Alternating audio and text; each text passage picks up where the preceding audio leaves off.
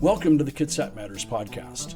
In each episode, we discuss the people, places, and things that make Kitsap County unique, covering local entertainment, restaurants, business, government, and anything else we find interesting, troubling, or just plain amusing. This is a community-focused podcast, but sometimes financial topics do arise, and since the host is a licensed financial professional, we have to include the following disclosure in every episode. The strategies and concepts discussed are for educational purposes only and do not represent specific investment, tax, or estate planning advice. Investing carries an inherent element of risk, and it's in everyone's best interest to consult a tax, legal, or investment professional. Kevin Campbell is an investment advisor representative of and advisory services offered through USA Financial Securities, a registered investment advisor located at 6020 East Fulton Street, Ada, Michigan, 49301. Peaks Financial is not affiliated with USA Financial Securities. Hi everyone, Kevin Campbell here. Welcome back to another episode of Kitsap Matters, where we talk with the people who make life in Kitsap County vibrant, connected, and just a little bit more fun. Today's guest is someone you've probably seen out and about, whether she's helping clients find the perfect home, catching some live music, or showing up for one of the many community events that she supports. Tara Scouten isn't your average real estate professional. She brings a rare mix of hustle, heart, and hometown pride to everything she does. She's not just a trusted real estate expert with John L. Scott. She's a passionate supporter of the Poulsbo Blues and Jazz Festival, which, as you know, I'm a supporter of as well, and also a supporter of live music, including one of my personal favorites, Kara Hess, who was just on the podcast a couple of episodes ago, and a true connector in our community. Tara knows the market, but more importantly, she knows people. She listens, she collaborates, and she leads with generosity. Now, if you're familiar with Peaks Financial, you've probably heard me talk about our SAIL formula. It's our process for guiding clients through financial decisions, and it centers around four key areas: family, occupation, recreation, and money. The things that matter most and what you can actually control. That framework also happens to work beautifully for conversations like this. So let's jump in and get to know Tara, a woman who helps make Kitsap feel like home. Tara, welcome. Thanks for being here. Oh, well, thanks for inviting me. I love that. It's always fun to read interests for people that they've never heard. Yeah, I know. Right? You're like, hey. And Kitsap is home, and that's why one of my taglines is "We get to live here." I love it. It's a pretty awesome place, right? Mm-hmm. And we talk about that all the time, is how fortunate we are to live in such a beautiful place. I'm sitting here looking at a picture on the wall of the marina in the harbor. What a beautiful place that we get to call home. So let's start from the beginning. Tell us a little bit about your background, how you got into real estate, how you ended up here, because you mentioned earlier that you're from Minnesota. Yeah, right? I'm a Minnesota girl, born and raised. From Minnesota. It comes out. And grew up super working poor in a cold Minnesota trailer park, but with a single mom who raised me and my sister. And, I looked around at an early age and realized that I really wanted two goals in life. I wanted to go to college because I realized no one in my family had, so I was forced to go to college, and that would hopefully lead me to goal number two, and that was, instead of living in apartments or trailer parks, buying my own first home. So went to college, realized I wanted to be a therapist, did that for 20 years, and after that, finishing my degree, I realized, oh my gosh, I'm a master's, I need a master's degree, oh, eeks. So did that and did therapy, and always loved home ownership and wanted to get that second goal. So after getting my master's, I bought my own first home. Nice. Yeah, just as I was about to meet my soon-to-be, my first husband, but yeah. Awesome. Yeah. So now, but so obviously you're very successful in the real estate world, but you're also very passionate about community involvement. So how did your kind of passion for, because you're kind of everywhere in the community stuff. How did your passion for community involvement develop? How did that path happen? I mean, naturally, I'm a social person and I love people, and I truly believe the more you have, the more you give, and givers gain, and it comes full circle. And so that just marries itself. And I think when you love what you do, people gravitate towards that. So I love my community. I love being out there. I love meeting people, and I'm just naturally curious about people. That's part of my therapy background and part of just who I always have been even as a kid. My mom used to just be embarrassed when she would date somebody because I'd be drilling them with questions. And then I would just naturally became a therapist. And so now I try to always ask a lot of questions and be a really good listener in real estate. Awesome. So now, as far as your community involvement, you've been a very visible supporter of the local music scene. You and I are both sponsors of the Poulsbo Blues and Jazz Festival. And I know you do quite a bit more, and so there's several other music things that I think you sponsor at various times of the year. What do you support, so why live music specifically? I love supporting local music and artists and people who are in my community and I consider friends, who I see whether it's at an open mic, and then I can sponsor them at the Chamber Silverdale Waterfront or PB&J. My good friend Rafael Tranquilino. I adore him. Inviting Kara to come back up from Nashville for my party. It's just a thing I love and enjoy, and see the joy in other people. And if I can provide that for the community and invite people to come say hi, that's great. And just Rising Suns and so many great artists. We live in a rich community of kind people and talented people, and the more I can support it, the better. We have a fantastic music scene here, and it's actually kind of funny. I got so used to it, although it's been having some struggles recently with venues and things like that. But it's funny when we go travel to other places, and we'll be like, "So where's live music tonight?" And people are like, "What do you mean live music? We don't have any live, unless you're like in Nashville or something like that." But so many communities don't have it, and we have it. There's something going on here all the time. We have so many greats. As you just mentioned, a couple of shameless plugs there. Rafael Tranquilino. 2023 Blues Guitarist of the Year for Washington State. Yeah. He's fantastic, amazing. Check him out on Spotify, and go see one of his shows. And obviously, you just mentioned Kara. Yeah. And Kara was on the podcast when she was here for it. It was the day before your party. Yeah. She was here for your party. Yeah. I snagged her for the podcast, and so that's great too.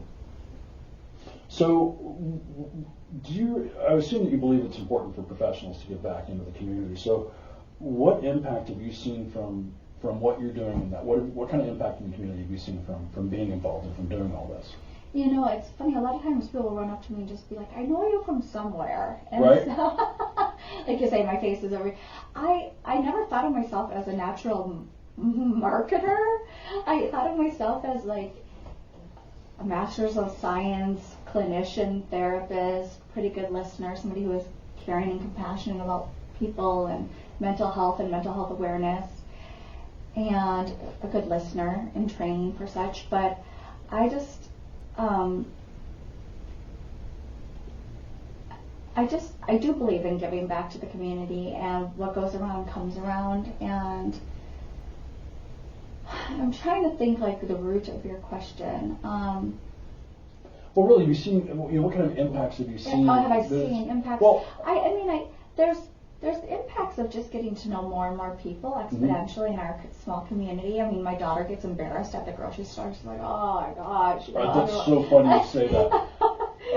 Our daughter has a game if she ever goes to the grocery store with us, it's how many people do we have to stop and talk to? Yeah. And one day she was leaving and she was laughing. She's like, "We had to stop and talk to 5 different groups of people, and we were in the store for 7 minutes." Yeah. We are still a small town like that, and I explain to people. Which is great, isn't it? I mean, it's so cool. That's one of the things I love about Poulsbo. That's what I love too, and that's what I love. People who don't know where they want to land in Kitsap. I mean, we're all still close, so I can sell you in Kingston, and you can still go to live music in Poulsbo. Sure. It's easy enough, or you can go over to Edmonds. So I can make a plug for pretty much any town around. But I lived in Poulsbo for 6 years, moved to Bainbridge for another 6, and then chose to move back because I love Poulsbo. I do too. And it is still a small enough town where you do go to the grocery store and you know people. And if it embarrasses my daughter, oh well. But you'd only know them, you know their family, you know their situation, their circumstance. When they got remarried, when they adopted their children, it's personal. So it's warm and welcoming. And when people talked about like the Seattle freeze or whatever, I had no idea because I moved to Poulsbo, Right. and I didn't experience that at all. Which, that's not a thing here. No.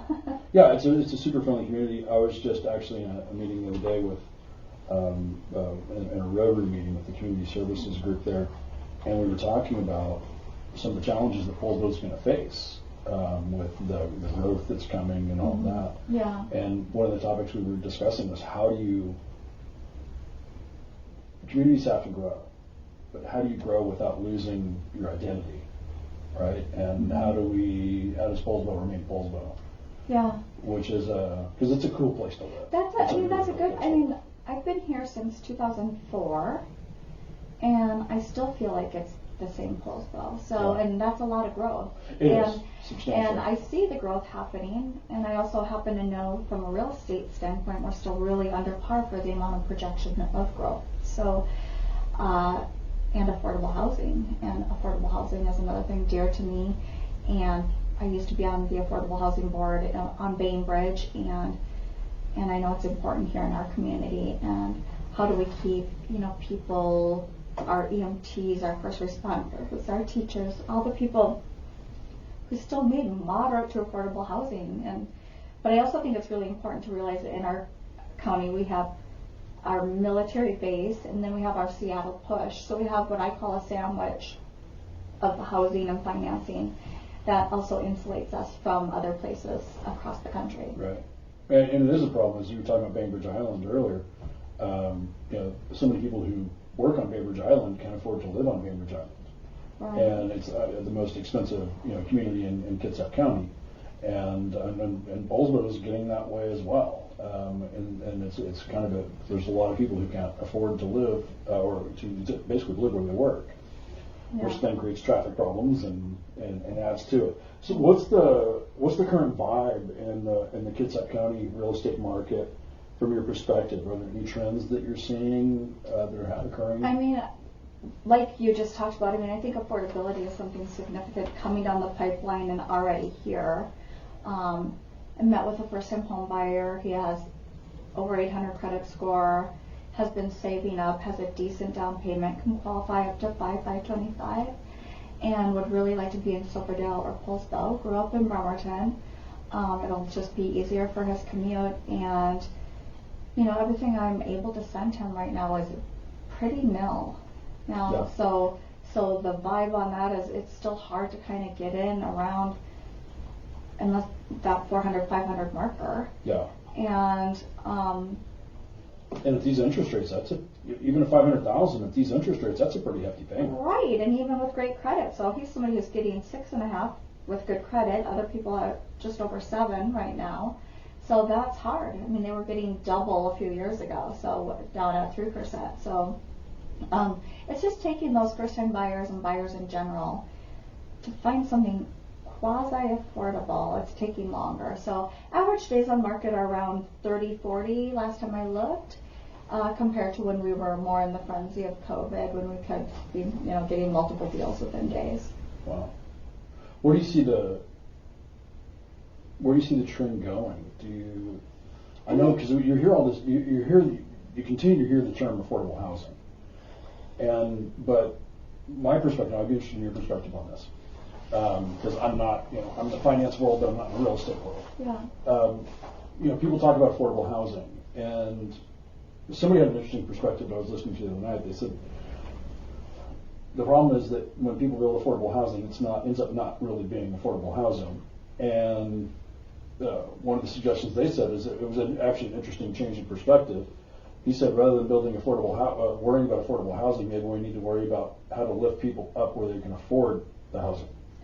Well, yeah, that would take a whole shift in economy and Right. jobs and market and Right. how do employers, yeah. That just brings to the point that how big of a problem it is to solve. Right. It's huge. One thing that I do know of and I thought was a really good option and a funded program when I was on the board, on HRB board on Bainbridge, the Affordable Housing Board. One of the plans they had to keep it down is that people could own their property and gain equity, but they had an equity cap so that it could stay affordable for the next person when they sold. And some of those people sometimes would forget that there was kind of this cap built into their affordable housing option. And I don't remember all the details of how that worked, but I think at least it gives everyone, a safety, housing, community, and affordability. And so something like that. And hopefully we just see more and more. I mean, we see a lot more apartment buildings going in, but some of them, even in Poulsbo, just seem at a rate I can get somebody into a house at 400. So it's hard. Yeah. Yeah, it's a tough market out there. And I don't see, I don't know how we would ever expect to see a reversal in that, right? I don't see rates. I mean, I don't have that crystal ball like everyone wishes they had, but I don't see rates in the near future dropping. They've been fairly stable the last year-ish, little ups and downs, but in that I remember when we loved 6 and 7. Yeah. Right? I remember when we were the first time I bought my 6. first house at 9. So I remember the first time that my wife and I were looking at a house, which was a long time ago. The real estate agent saying this is a great time to buy. Rates are now single digits. Yeah. Because it was the first time they'd been under 10. Yeah. Right. I mean, I think years. it is perspective in a way. If you look at historical perspective, I think I heard recently the average overall was in the 6s, 7s. So we're kind of in the average, even though coming off of the recent history of being mean. One of my rates is locked in at under 1.9%. Yeah, which is insane, right? And so that's the problem we're also running into is people. Well, because that's part of what drove the real estate prices, right? Right. Because people don't buy real estate based on the sticker price; they buy it based, for the most part, base it off of how much payment they can afford. Right. So if they can afford more, that kind of those low interest rates, in my opinion, I'd be interested in your take on this. It seems to me like those low interest rates are part of what ballooned real estate values. Right, and the rest of us are going to continue to just probably hold on to them. I mean, the people I'm selling now, which a lot is coming on the market, ironically, whether that's economics or big life changes or retirements, or some people recently losing jobs, that creating stressors in relationships and marriages. But so I have quite a few coming on the market, and the spring market has really taken off, but they are sitting longer due to the interest rates. And still we just don't have enough inventory on because of the people holding on to those 1%, 2%, 3% rates. Yeah, when we bought the house we're in currently, we thought it would be like a 7-year house, and we'd probably do something different. Now I'm like, I don't know when I'm going to be able to talk myself out of that 2.75% mortgage. No, that's the whole investment type of thing. Right. I occasionally go out. My wife and we occasionally go out and look at houses, and every time we do, I'm like, I just can't talk myself into going from a 2.75% mortgage to a 6% mortgage, and when you're talking about houses at the price points that we have here in the Northwest. Right. When I talk about showing some of these first-time buyers at the 7.5, 6.5, 7 range, and then I look at their monthly mortgage calculator, or if they're a VA at 0 down, I'm just like, I'm blown away by their monthly payment. Yeah. It's far more than what I have, but. Then also I look at some apartments that are in town for $25,000, $3,000, and I go, all right, I guess this is just, it is what it is. We are where we are. Yeah. So you're involved in a lot of stuff, community events, sponsorships. How do you balance your business with that? I get asked the same question because I'm like, it's so funny how often you and I see each other at events, right? So I get asked the same question. People are like, do you sleep? I know. I know. I had a newer broker who was an assistant for another broker friend of mine in town, and she's like, Tara, I love when I see you out. You have such good work-life balance. And my whole table of friends just laugh like, no, she doesn't. You obviously don't really know her, but I just make time. I really do make time because it's my sanity of being out, being involved, contributing, giving back, whether it be the beer run or PB&J or just whatever I can do. It's like, I've just been asked to be on the St. Fanny's board and giving to the Bainbridge Theater. So just here and there I'm always asked, and if I can, I do. So I think it's, growing up really on a really fixed low income government cheese in the trailer park, when I can give, I do give. So, and I just feel like what goes around comes around. It is hard to balance sometimes, but I also know live music is what feeds my soul, so I make time for that. Yeah, it's a great escape. Yeah. So speaking of music, favorite concert memory or a musician who's really inspired you? Oh my goodness. Right. Well, so I've got music questions mixed in here because I know you and I are both huge fans of live music and both big supporters of it. So I thought I'd have to throw some of that in there. I mean, it doesn't have to be local. That could be anywhere. Yeah. Locally when I sponsored Backstreet Jelly Roll and Skinny Blues, those are all fun because they're all friends and right. Doing the shout outs and just knowing all their music, it's fun.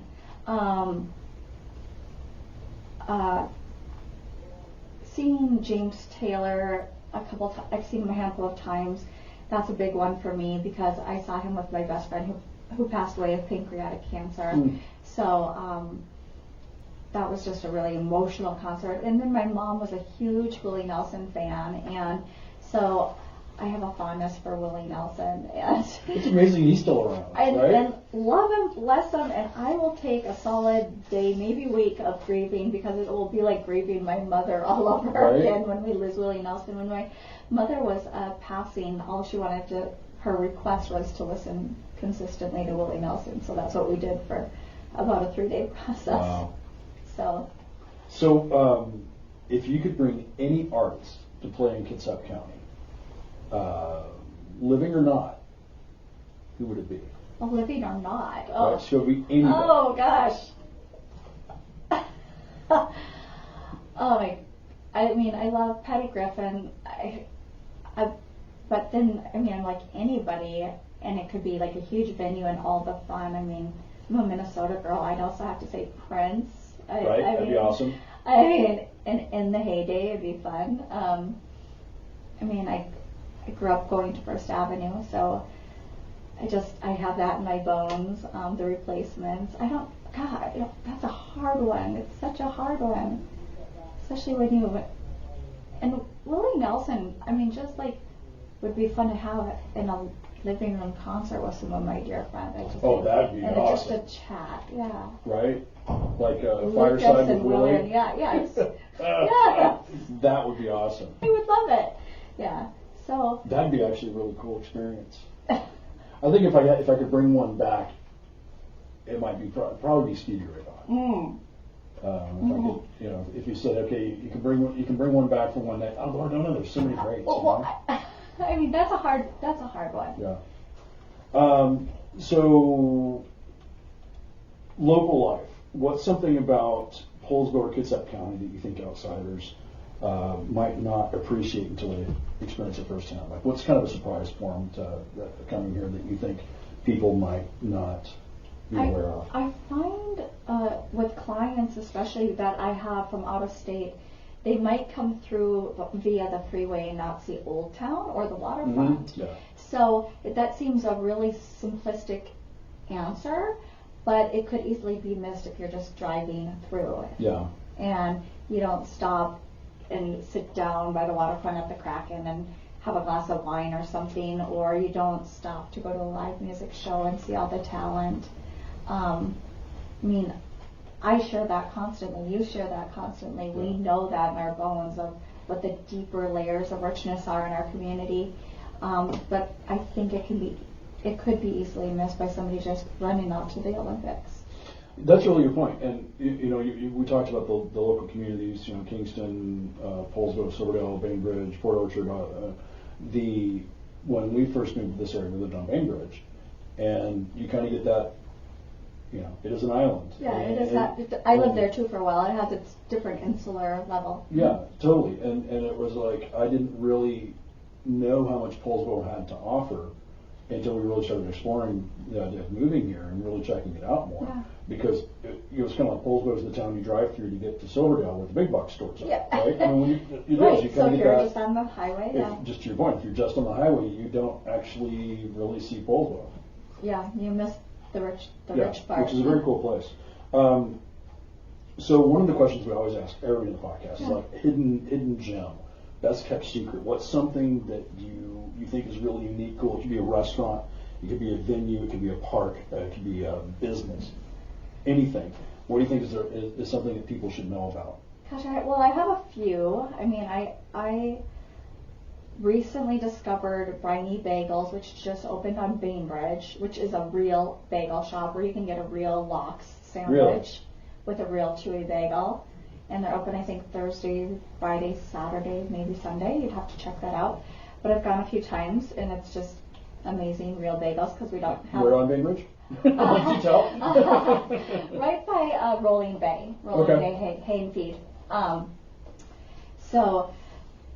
Amazing, great food, great bagels for the weekend. And then I love sweet and savories. I love Eileen. I think she's an amazing cook and caterer, and she did my Valentine's event.